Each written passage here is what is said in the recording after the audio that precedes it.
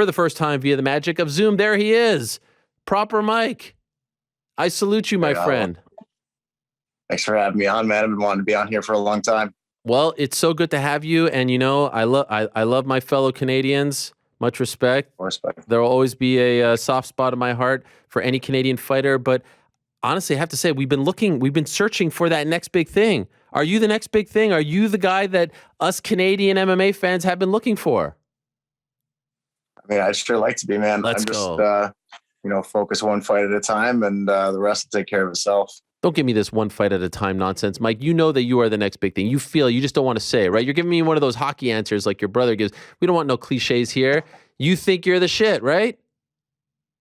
I mean, of course I think I'm the shit. Yeah, of course. I wouldn't be in this sport if I thought I was mediocre. Who's behind you, by the way? What's that painting?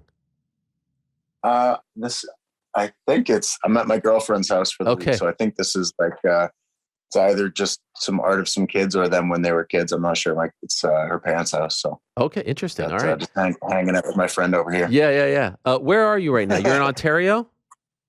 Yeah, I'm in London, Ontario right now. Is that where you grew up?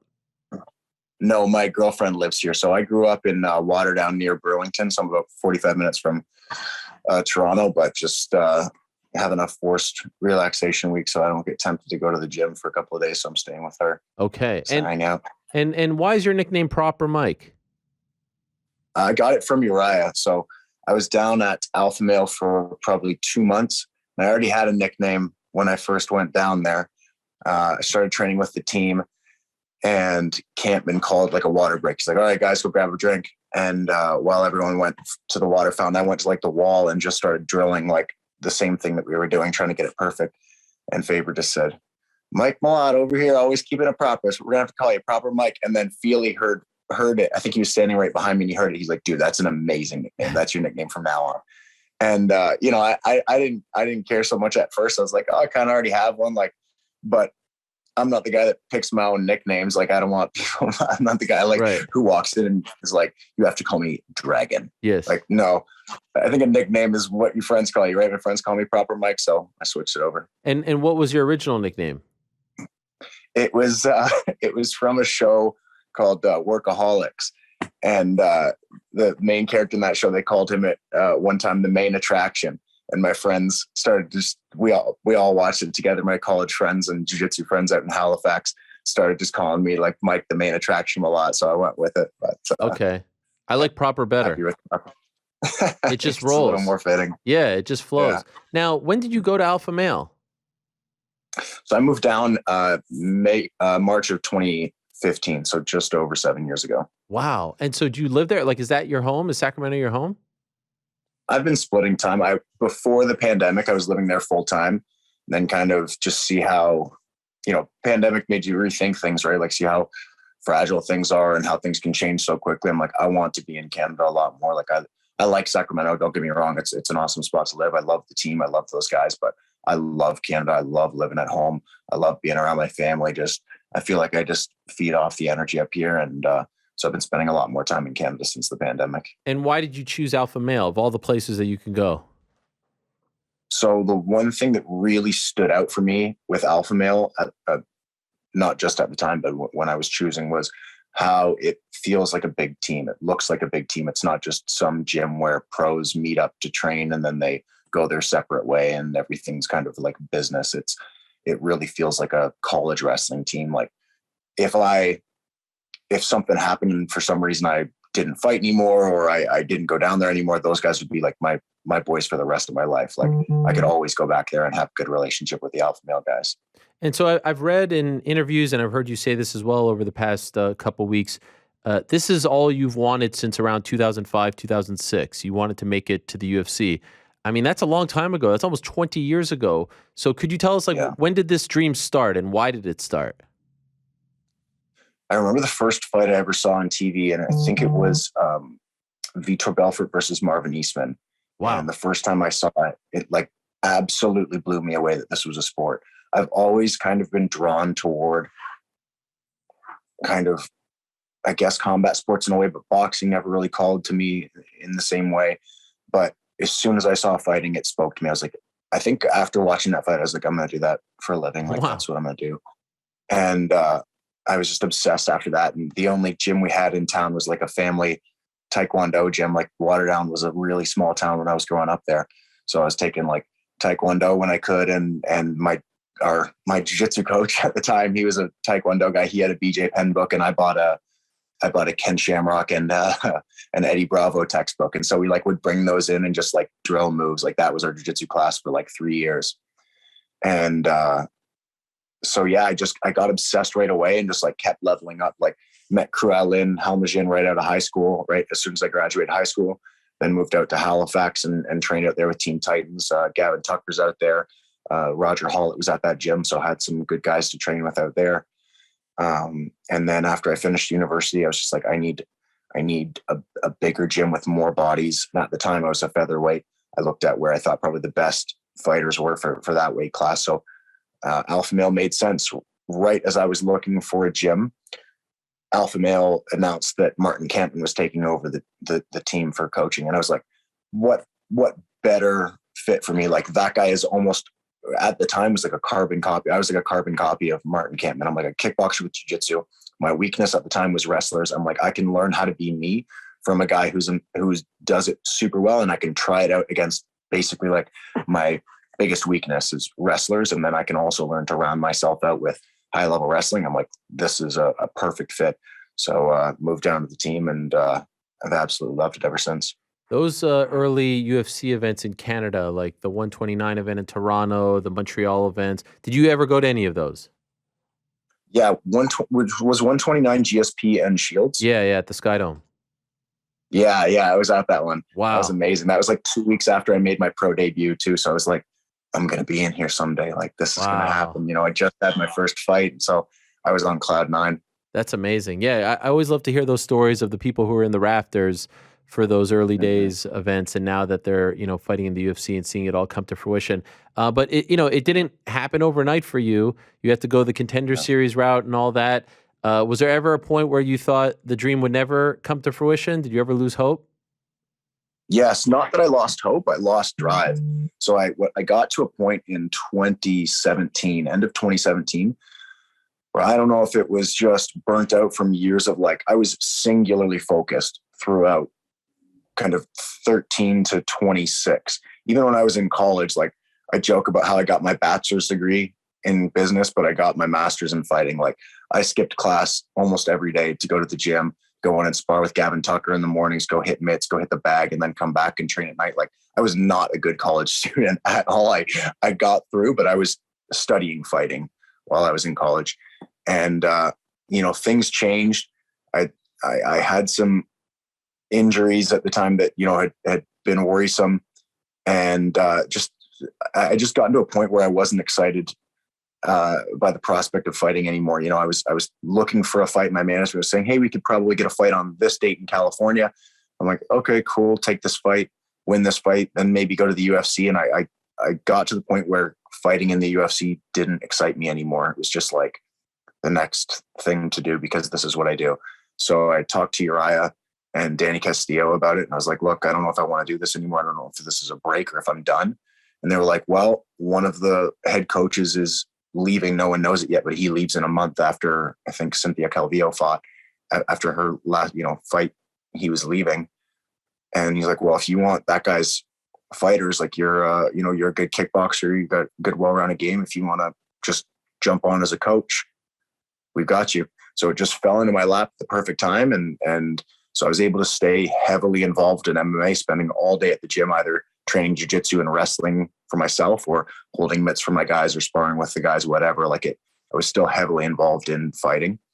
And that time kind of gave me the opportunity for my MMA IQ to grow, for me to mature, for me to get more comfortable with fighting and traveling and these big events and see how things go on in the background. Like the time I spent coaching prepared me so much for this debut, and that I had really already done that week 20 times. It was my debut, but I'd already done that week probably 20 times.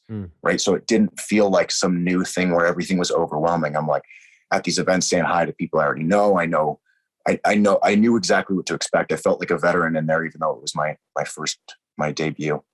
And you look like a veteran. What a tremendous win. By the way, your brother in the Winnipeg Jets system. Did you ever consider going down the hockey route as well?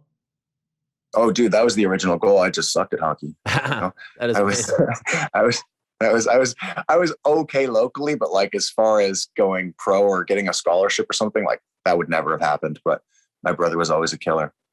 So you get the incredible win, and obviously, I mean, the win, the knockout, everything was spectacular. But you got almost more attention for what you said afterwards, shouting out, your coach's situation, Joey Rodriguez, his daughter, battling cancer, and I believe when you gave him a shout out and gave the GoFundMe link a shout out, it was at around like 54,000 or so. And Mhm. what is it? It's well over 100,000 now, right? Do you know what it's at right now? I checked right before we got on here, and it's just under 113. That's crazy, So it's man. up. Yeah, it's up about 60 grand since the fight. Amazing. What could you even Wow. describe what the last few days have been like, and especially those 24 hours? Yeah, I mean, even probably like those 12 hours after the fight, when you're, on a big card with a lot of big names, you were the talk of the town. Like your story had exploded, and his story had exploded, and everything. You're a guy living in a somewhat obscurity, right? Trying to make it to the UFC, and now all of a sudden, everyone's talking about you. It was pretty cool. I don't really use Reddit much, but I had some friends send me some screenshots like, dude, I just went on Reddit and you're trending. Like, oh, that's pretty cool. Yeah, I hadn't really told anyone. I told my girlfriend and I think my dad that I was planning on shouting them out in the cage, shouting Joey out in the cage, but I didn't tell anyone that I was going to donate my purse or my show money, excuse me. But I just thought, it had already made, like you said, like 54 or something like that, $1,000 for the Rodriguez family. But I was like, you know what? Let's try one more kick. If I go on and I win my fight, if I donate 10 grand, maybe if a bunch of people see it, we'll get another 10 grand from fans. That's another $20,000 for the Rodriguez family, just to give them a little more comfort in this fight. And I saw a post. Someone showed me a post after I got out of the cage, and it was like, in 13 minutes, it's earned $13,000. So it immediately earned way more than I thought it would. And I think it's, like you said, up like $60,000 or something like that, up a lot. So I did not expect this kind of response. What did Joey say to you when he spoke to you for the first time after all of this? We've just been texting a little bit. He seems grateful, not trying to pester him or anything. I know he's going through a lot. Like, it's tough to be like excited about this. Sure. You know what I mean? Like as much as it's going to help, it's still like, okay, now we're preparing for like the biggest fight of his family's life. It's not like oh great, we solved everything, but the people helping with the donations have really stacked the odds in that family's favor. So, I think he's quite grateful for everybody's donations. And your post-fight press conference was hard to watch at times. It was very emotional. You were very emotional because this topic hits close to home. Your sister has battled through something similar. To share your story like this, to like kind of let it all out on the biggest stage possible. What has the reception been like for that? Because I would imagine a lot of people have been reaching out to you about not only Joey's story, but your personal story as well. Yeah, I've had a lot of people reach out. Like it's been really an emotional couple of days, because a lot of the fans that have reached out, or a lot of the people who watched the interview or the fight, have reached out and told me their stories too. Like, hey man, that meant a lot to me because my mother's been going through this, or I lost my brother or my uncle. So it's just been like reading these emotional messages. Like it's heavy stuff, Yeah. but it makes me feel amazing that I've been able to kind of make those people feel heard as well, or make those people feel understood like that. That's made me feel really incredible, almost as much as the win itself, Man, I can't imagine. Like, these stories are so great where someone just kind of arrives on the scene. I know you were on Contender Series and that was great, and you were emotional Contender Series as well, but to do it on a big stage there. We got a pattern going here, bud. Are you an emotional guy?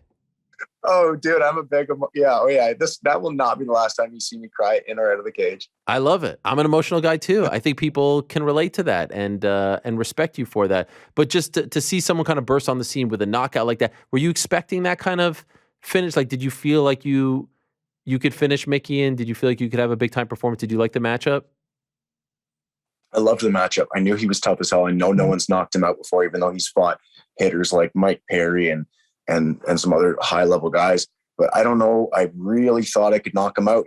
I know I've got power in my hands. I know I hit hard. I know I've got good timing. And he comes forward aggressively. Some fights, you've got to be the guy pressing forward and picking a guy apart. This one, I really thought, I know he's willing to get in a slugfest, right? He's not a coward. He doesn't cower away from fights at all. If it comes down to it, he'll bite down on his mouthpiece and swing. But in doing that, he leaves holes here and there. His chin's a little bit higher. His hands will drop at times. So I knew I could find the chin. I found it a few times and wobbled him, and he's tough as hell, man. He could take a serious shot. Like everyone else I've ever fought that I've hit with shots like that, they've sat down.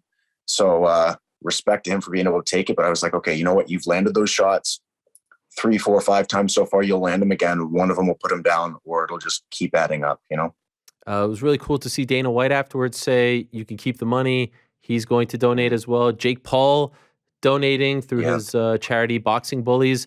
After when you saw, like when the dust settled a little bit and a few hours later, this stuff starts to come out, what was that like? That was pretty awesome. It's cool. I didn't expect the amount of awareness it would draw, the amount of publicity it would draw. It's just, I wanted to see if we could get some more cash for, this fight for the Rodriguez family. But it was pretty cool to see the amount of people that have mentioned it or shared it or made donations or just brought it up. So when would you like to return? So I've heard rumors. Oh, I'm not sure if it's something I can talk about as far as like UFC coming into Canada for dates or anything, but I've heard at some point this year they're coming to Canada. If they came to Toronto, that would be absolutely amazing. But wherever it is in Canada, I want on that card. I've heard it's going to be in the fall. I want on that card. I think running out with my blood-soaked Canadian flag on my back with Fat Lip by Sum 41 blaring from the speakers, I think that'd be a pretty sweet moment. Why do you pick that song? It just reminds me, because sometimes I just like anybody else, sometimes like moments get to you, or you lose focus of things, like can't see the forest from the trees type thing. Like you think about what this fight means as far as opportunities or pressure or this and that. And that song just kind of brings me back to being just like a high school kid who liked to scrap. And it's just like, dude, when you were 13 years old, when you're 14, 15, if you could see this moment, you'd be absolutely blown away. You wouldn't be thinking about the pressure. You wouldn't be thinking about the money. You wouldn't be thinking about any of this other stuff. You'd just be proud of yourself. So that song brings me back to just being like a high school kid in a small town who's down to scrap, Watching Much Music, right? Exactly. Yeah. Yes. Shout out to Much Music. Is Much Music still around? They still have a channel? They do, right? I would imagine so, dude. I haven't used cable in how long? I don't know how long. We used to watch Musique Plus in Quebec. I don't know if you know about Musique Plus, but we had Much Music and Musique Plus. Those are great memories. And I would love to see you fight in Canada because, like I said, we've been searching for someone like you with your type of style and your interviews and the fightings, all that stuff. Do you have an opponent in mind for if there is this Canadian debut for you in the UFC? Do you have a perfect opponent? If you can script it, who would you choose? Well, I had some opponents I gave to the UFC before my debut, and I'd still be okay with fighting any of those guys. But I think I set the bar too low with those because I did not expect a Mickey Gall right off the bat. I expected a Mickey Gall like 3 fights in. I thought it'd be another contender kid or an Ultimate Fighter veteran or something like that, right? A newer guy kind of like me. I did not expect a Mickey Gall right off the bat. So I'm like, I don't know what they want from me. This is ahead of where I thought I was going to be. So I don't have an opponent picked out right now. I just have that dream of fighting in Canada and carrying the Canadian flag into the arena and getting another either big knockout or big submission. I love it. Well, great to meet you for the first time. Continued success. We're pulling for you, and keep flying that flag proudly and very high. Beautiful stuff on Saturday. Like I said, in the fight itself and especially afterwards. I mean, you nailed the whole thing. 10 on 10, every fact. Even before you got to the GoFundMe, the post-fight interview was fantastic. So well done, Mike. Thank you so much. And by the way, it's a bit of a French name. I feel like I want to say like Malott or something like that. Is there any French there? Because they always anglicize these names, but it is kind of French, right? It was French originally. Yeah, there used to be an E on the end of it, apparently, before my ancestors, I guess, migrated out of France. Okay, but you go with Malott. Yeah, Malott, yeah. All right. All the best to you, my friend. Thank you so much for doing this. Congrats again. Enjoy the time off, and I hope you get that fight in Canada later this year. Thank you. Thank you very much for having me on. I appreciate it. All right, there he is. Remember that name, proper Mike Malott.